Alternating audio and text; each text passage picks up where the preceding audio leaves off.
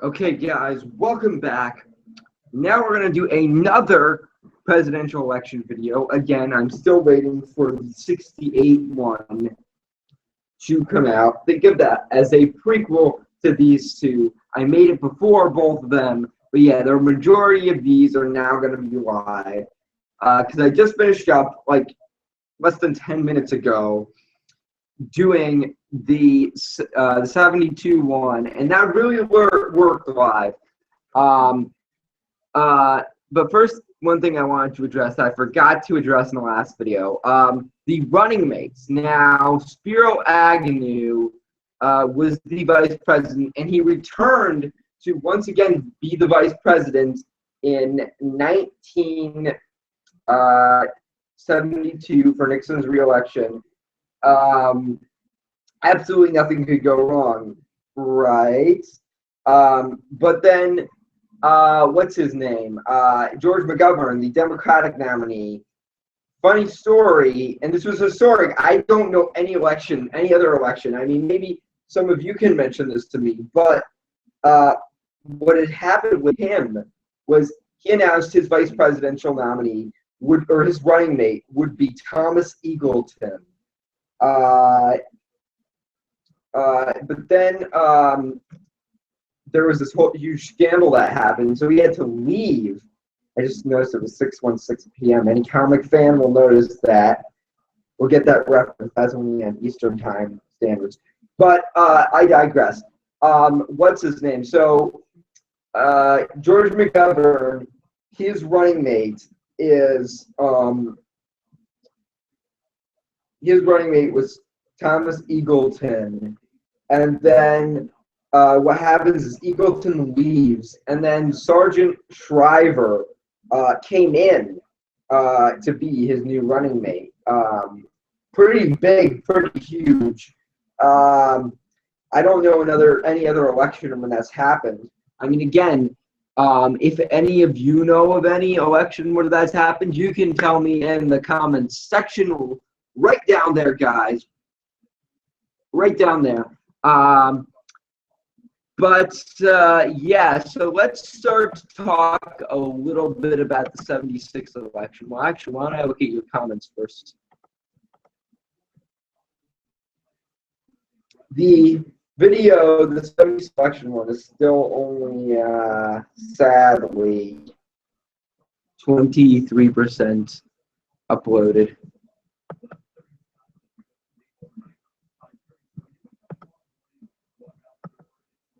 I'm going to look at the chat section for you guys. Oh, I don't know. Don't subscribe, please. Okay. Thank you for watching. Don't subscribe, please. I don't know if I'm supposed to subscribe. Do you want me to subscribe? Don't subscribe, please. I don't know what I'm going to do. But let's take a look at the results. The election. Let me pull up the results of this election. This election you and I are about to talk about.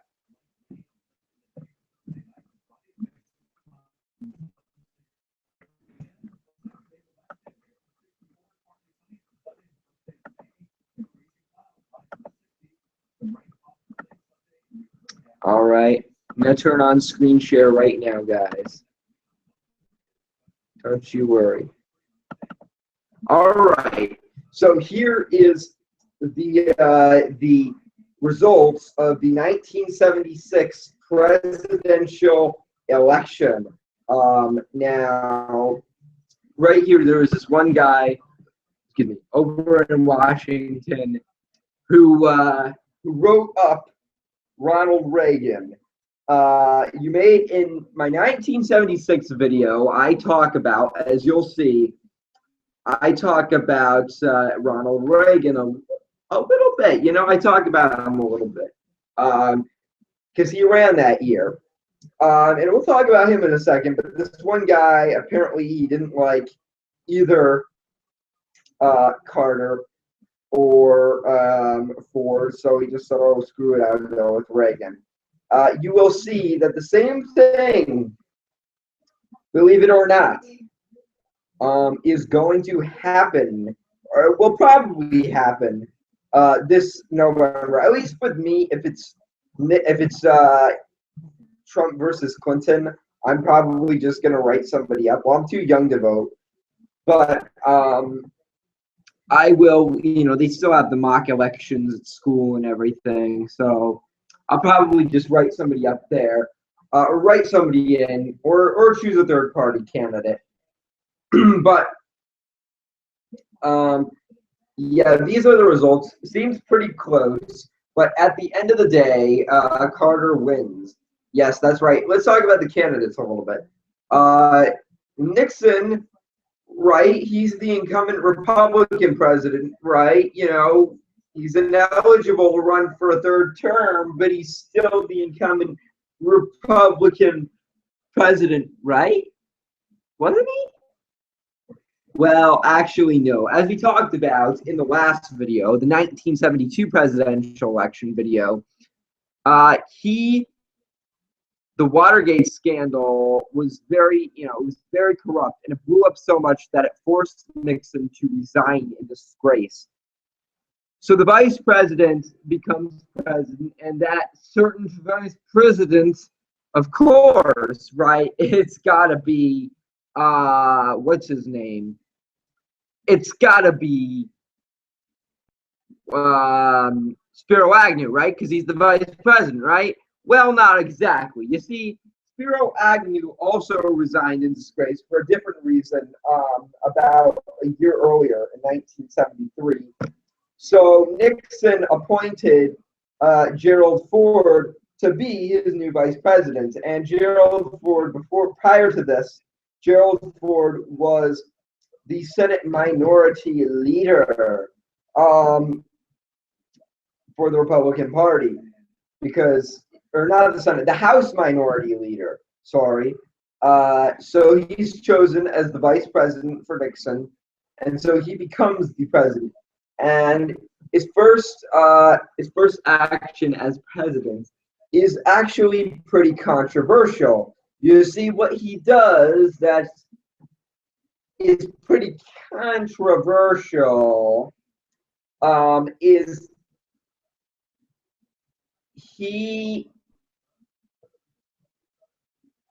how do I explain this? He pardoned Nixon. He basically said to him that, he said, okay, there won't be any charges for Watergate. And he did this because he felt there were greater enemies we needed to fight. But people didn't understand that, and they thought there was like some deal going on, some deal so he'd be vice president. Like Nixon said something to try and get Ford to be vice president, or some big negotiation. But that wasn't it, as we would learn years later, or so we don't think that was it. Who knows, really, though. But what happened after that was the 76 elections were coming up. So my guess is, we talked about in our other video how history had plans for Governor Reagan. Well, Reagan is no longer a governor anymore, but history still has plans for him. And my guess is Reagan probably thought, I'll let Nixon have his fun, and then when his 2 terms are over, I'll run it in 76. Well, that turns out not to work because Ford is now the incumbent president. So I think Reagan probably said, darn it, what are we going to do? Oh, I know, I have a better idea. I'll still run again. I'll still challenge Ford anyways. So that leads to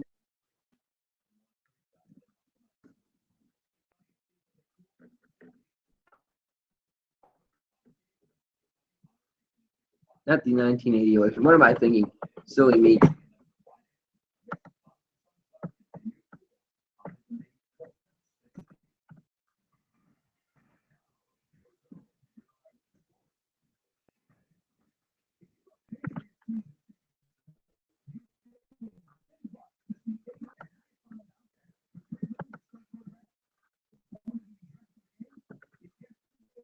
Yes, here we go. This is a this is our guy here. This is Ronald Reagan. He challenges Gerald Ford. Um, Now, what happens is the election is very close. So here's what happens. In fact, they took it, and this is precisely 40 years ago, by the way, kids. And many people believe that this might happen again today, but this is the last time they did it, which is they had an open convention, meaning usually when you go into a presidential election, you know who the candidate is going to be. But in an open convention, it means we still don't know who the nominee is going to be. Now, that hasn't happened since this election, but with Kasich and Cruz and Trump, we're kind of headed. The Republicans are kind of headed for a contested convention at the moment, but we'll just have to see how that goes. Apparently, there was also supposed to be a contested convention 4 years ago in 2012 with Romney and everybody on the Republican side, but that never happened. So who knows? But what they had to do in this election, and this was pretty historic, was both Reagan and Ford had to choose vice presidential running mates. Now, Nelson Rockefeller, remember this guy? He ran in 68 and 64 and 60, if I'm not mistaken. Well, what he does is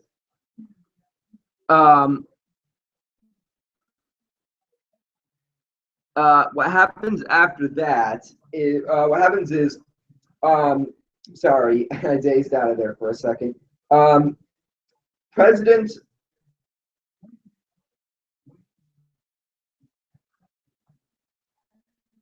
the president Gerald Ford, sorry, I just had to do something for a second. He had already appointed a vice president.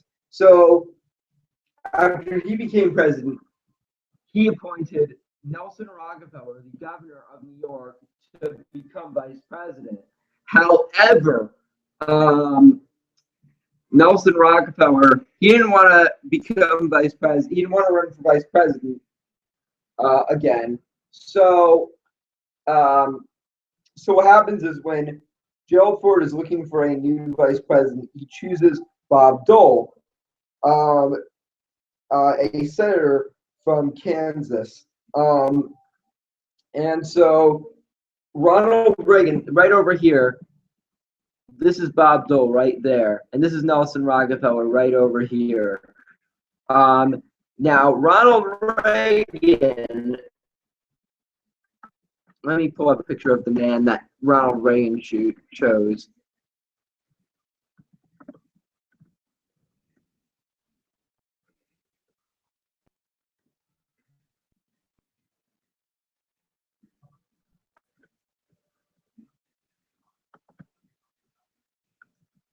Yeah, this guy right here, and all these pictures. Richard Schweiker, he was a senator from Pennsylvania, and Reagan announces that if he gets the nomination, he will be the vice. If he gets the nomination, he'll be his running mate.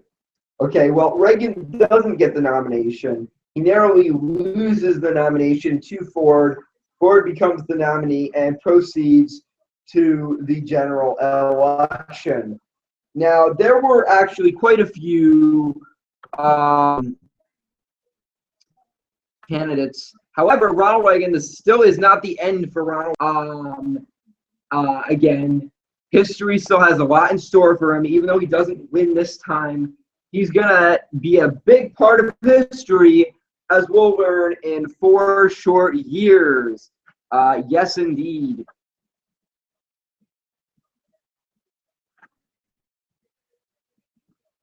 Let me see if there's anything watching. But yes, as we will learn, history has a lot in store, Ronald. And history has a little bit in store for, well, I'll get to it. I'll get it. I mean, it has a tiny bit in store for Richard Schweiger because he ends up in. Okay, I won't reveal any spoilers for what history holds. Okay, we'll learn about that in our 1980 election. In that video that we do, yeah. Let's not talk about it yet. Let's talk about it a little later.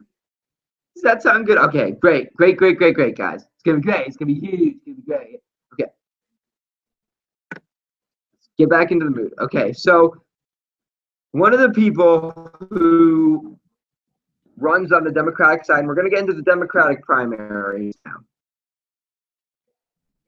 This Jerry Brown. Now, no, he did not look as old at that point.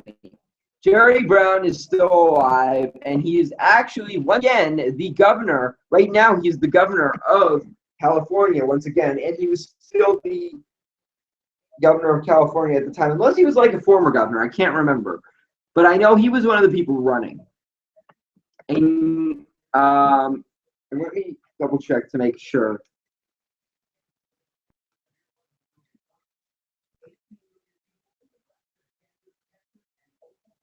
Can't remember if he was one of the people.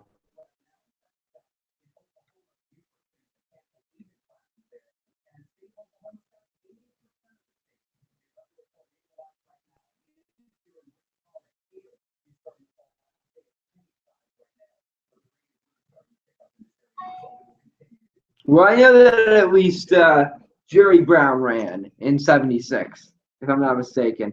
So Jerry Brown. Oh, would you look at this? Beautiful, man, beautiful portrait.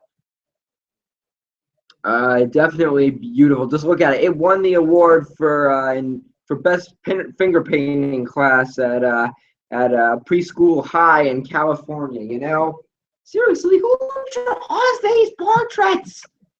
Jeez. Anyways. So Jerry Brown is a pretty big potential candidate at this time. But I think one of the governors from Ohio at the time is also, not John Kasich, although John Kasich is still in the race right now. He's my guy, not to be politically biased. This is just creepy. To be politically biased. I'm obviously supporting John Kasich. I went to his rally not too long ago. But when he came to my state,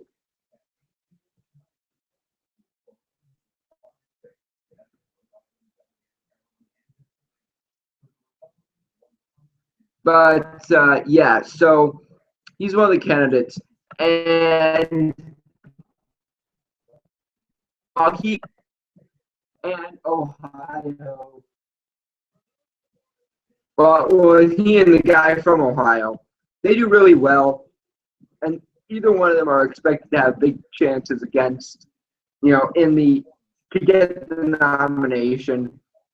However, there's a little-known peanut farmer who's a governor down in Georgia.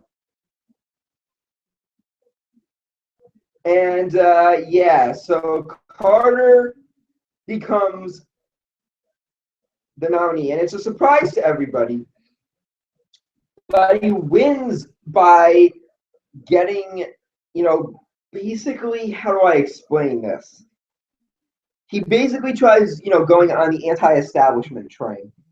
Kind of what, part of the reason Trump and Cruz are doing so well right now in the election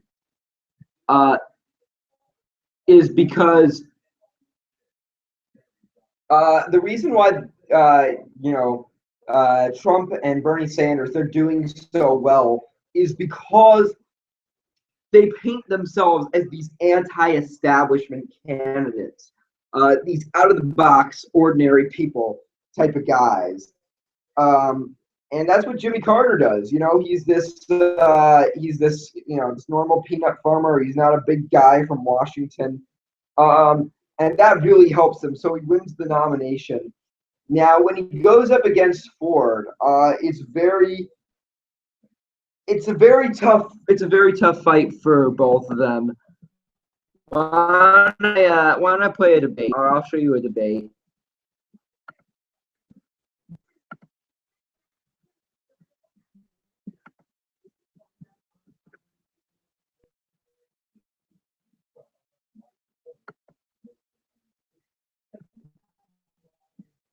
Yeah, here's a bit of the debate between Ford and, of course, Carter. There's Ford, and then a second ago we saw Carter.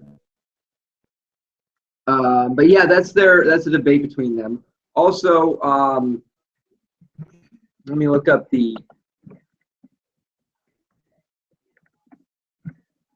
I'm actually watching on TV right over here. If it seems like I'm getting a little bit distracted, I apologize.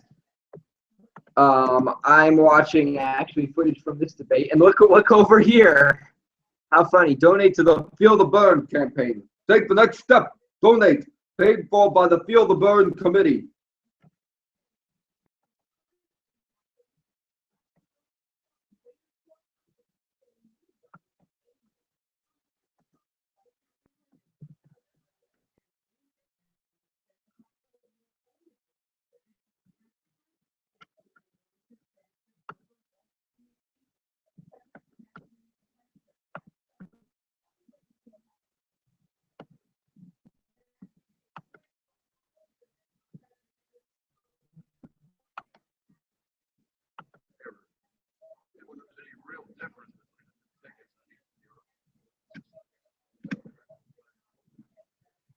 Yeah, this is the first very historic moment.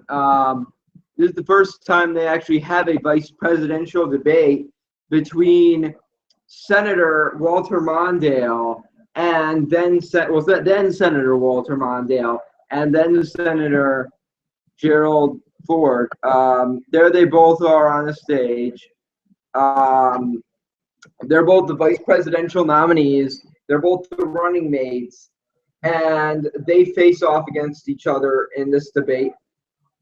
And this is the first time. And Ford, many people agree that Ford had a pretty strong performance in that debate, and it's often ranked amongst the greatest debate moments of all time.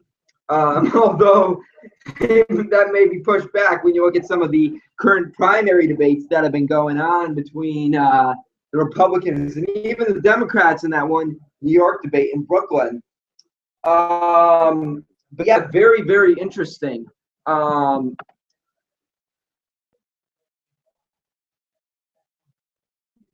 So let's take a look at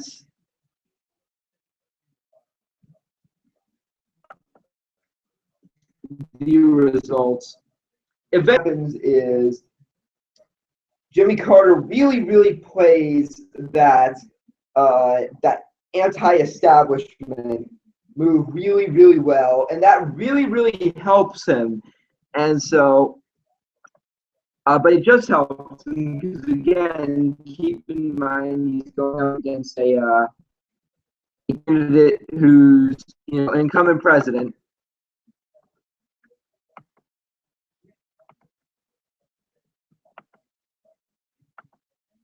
Yeah, this is the results. This is so pretty close, but again, he won some. Carter won some key states like Texas and Florida and New York. And while it is true that Ford was at least able to win, big states like California, it was still a win for Carter. So Carter did win this election, but it's still pretty close. So that's pretty much all I have to say on this one. But in the next video I'll be doing, I don't know if it'll be sooner or later or what, I will be talking about the 1980 election. So now keep in mind, Walter Mondale, the senator, is now the vice president, and the president is Jimmy Carter. And Jimmy Carter is now eligible. He's only in his first term. He is eligible to run for a second term in 1980, and he does. But will he get the nomination again? And will he have the capacity to once again win over voters? We will find out on my analysis of the 1980 election. I'm going to look at your chat, at the chat so far, just to check.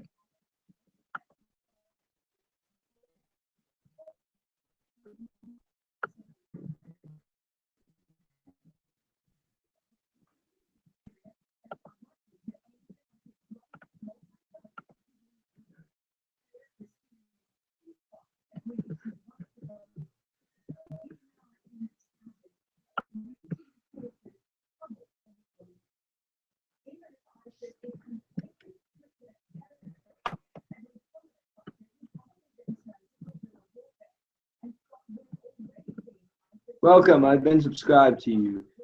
Thank you. Check out Rita Repulsa set pics. Okay, that's a topic for another video. But thank you all for watching. I really appreciate it. I will hopefully be doing a video taking a look at the 1980 election very, very soon. I don't know if I'll be doing it sooner or later, but stay tuned. My 68 analysis video should be coming up. Oh, only 36%. Grr. Well, stay tuned, guys. Bye.